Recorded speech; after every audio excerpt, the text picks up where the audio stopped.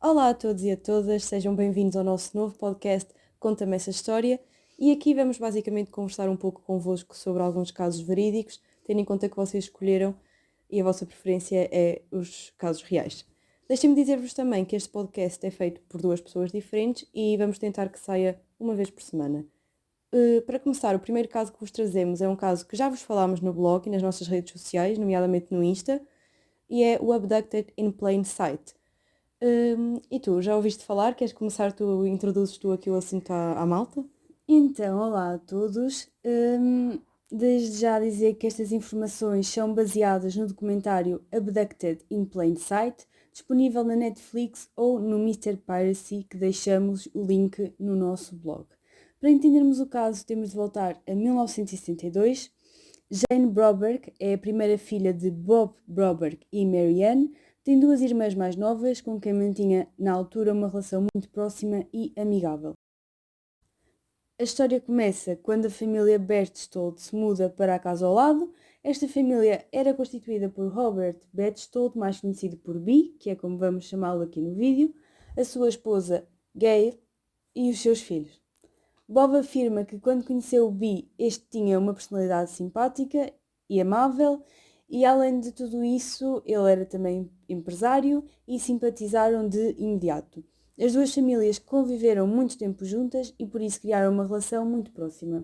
O Bee foi acusado por abusos sexuais a uma menor e por isso era consultado por um terapeuta e por um psicólogo para ajudar a controlar este problema. Após expor esta situação aos pais da Jane, este disse que parte do tratamento era conviver mais tempo com a Jane sozinhos. Os pais permitiram esta situação e então o Bee passou muito tempo no quarto com a Jane enquanto ela dormia. Ele deitava-se ao lado dela e punha gravações esquisitas que podem ouvir no filme enquanto ela dormia. Até à altura do desaparecimento, Bee dormiu 4 vezes por semana com Jane durante 6 meses. Dolly foi a alcunha que ele deu a Jane. No dia 17 de novembro de 1974, terça-feira, Robert e Jane iam encontrar-se para sair. Por ser dia de aulas e por a adolescente ter aulas de piano, a mãe autorizou que saíssem depois da aula, desde que chegassem antes do pai de Jane chegar. Bee foi buscá-la depois da aula de piano, não só foi buscá-la, mas deu-lhe comprimidos, supostamente para a alergia, e entretanto a criança adormeceu e não se lembrou de nada da viagem. Os pais demoraram cerca de 2 dias a contactarem o FBI, que, como era fim de semana, deram outro número de contacto e este só foi realizado 2 dias depois. Após a polícia conversar com a esposa de Robert, descobriram a possibilidade deste ter fugido com Jane na sua autocaravana e mais tarde encontraram o carro de Robert partido de dentro para fora, numa tentativa de fingir um rapto, bem como marcas de pneu da caravana, e foram feitas buscas a nível nacional para tentar encontrar Jane. Mais tarde descobrem que Jane e o Bee casaram no México. Bob recebe uma chamada onde dizem que eles querem voltar se eles aprovarem o casamento e, como é óbvio, quer Bob quer a sua esposa recusaram. A polícia pôs o telefone em escuta e foi uma questão de tempo até apanharem o criminoso e Jane. Mas calma, que a história não fica por aqui. Afinal, o que é que aconteceu durante as 5 semanas que estes dois estiveram fora de casa? Jane não se recorda da viagem, diz que acordava e desmaiava vezes e vezes sem conta, sentiu ser levada ao colo para uma sala, mas quando acordou viu-se amarrada e ouviu barulhos robóticos vindos de uma caixinha de som e logo após voltou a adormecer.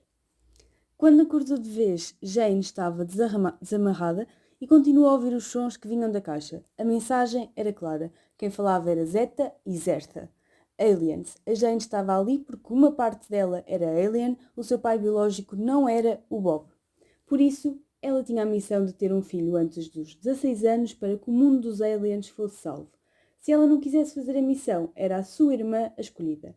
Ainda na mensagem dizem que o companheiro escolhido para ter um filho estaria com ela na masmorra. Mais tarde viu Bee deitado no sofá, ferido e de olhos fechados, como se tivesse morrido. Chamou-o, tocou-o, ele acaba por acordar e explica que foram raptados por uma luz. Jane explica a Robert a missão e ele vai buscar alguns livros sobre sexualidade e, mais tarde, começam as experiências sexuais conjuntas. Quando foi detido, Robert subornou guardas para conseguir falar com Jane, onde alegou estar em contacto com os aliens e que eles pediram especificamente para ela não falar sobre 4 coisas: aliens, comprimidos para relaxar, a missão e sobre as experiências sexuais. Pediu também para a Jane não ter contacto com nenhum outro homem. Quando chegou ao pé dos pais, a Jane estava revoltada e afirmou que estava bem e que apenas tinha ido de férias. Verificaram, após a realização das análises, que Jane não tinha o ímã rompido e por isso ela nunca contou a ninguém que que o B tinha abusado dela. Jane voltou à escola, mas pensou sempre no B e que a missão que estaria por cumprir. A polícia pediu para os Borberg se afastarem do Robert e da sua família, mas eles não o fizeram. Aliás, a Gail, mulher do B, foi conversar com Bob para retirarem as queixas. Que retiraram. E imaginam o porquê? Acho que ninguém está preparado para o verdadeiro motivo de não terem retirado as queixas. No outono de 1974, Mary Ann, a mãe de Jane, conta que se sentia atraída por Robert pela maneira como ele a tratava, tendo-se envolvido com ele quando era casada já há 12 anos. Para piorar ainda a situação, Bob e Bee um dia foram andar de carro e Bee parou o carro e disse a Bob que precisava de fazer sexo. Bob reparou então que Bee estava excitado e Bee acabou por lhe pedir para o masturbar, o que ele acaba por fazer. Se eles não retirassem as queixas, eles iam divulgar estas informações. A Mary Ann falou com o B por chamada, ele pediu para se encontrarem e ela foi e acabou por se envolver sexualmente com ele. Esta relação durou cerca de 8 meses e neste tempo o B teve em contacto 9 vezes com a Jane, sendo que 2 vezes passaram a noite sozinhos. A primeira vez que Jane viu o B, ela acordou a ouvir os sons robóticos da caixa e o adulto disse que os aliens queriam que eles continuassem a missão. A partir deste dia, a menor e o B começaram a trocar cartas de amor. O B contou sobre o caso de infidelidade todo ao Bob e ele acabou por pedir o divórcio a Mary Ann, mãe de Jane, por não querer que as suas filhas estivessem em perigo ou em contacto com aquele homem. Mary Ann não queria o divórcio e então cortou relações com o B, voltou novamente com a acusação de rapto contra ele e o B foi condenado a 5 anos que passaram a 45 dias muito rapidamente. Após cumprir esta pena, mudou de cidade e comprou um parque de diversões aquático, Jackson Hole. Em 1976, a Jane quis ir para lá trabalhar. Os seus pais negaram o seu pedido, mas mais tarde acabaram por enviá-la de avião com medo que ela o fizesse sozinha.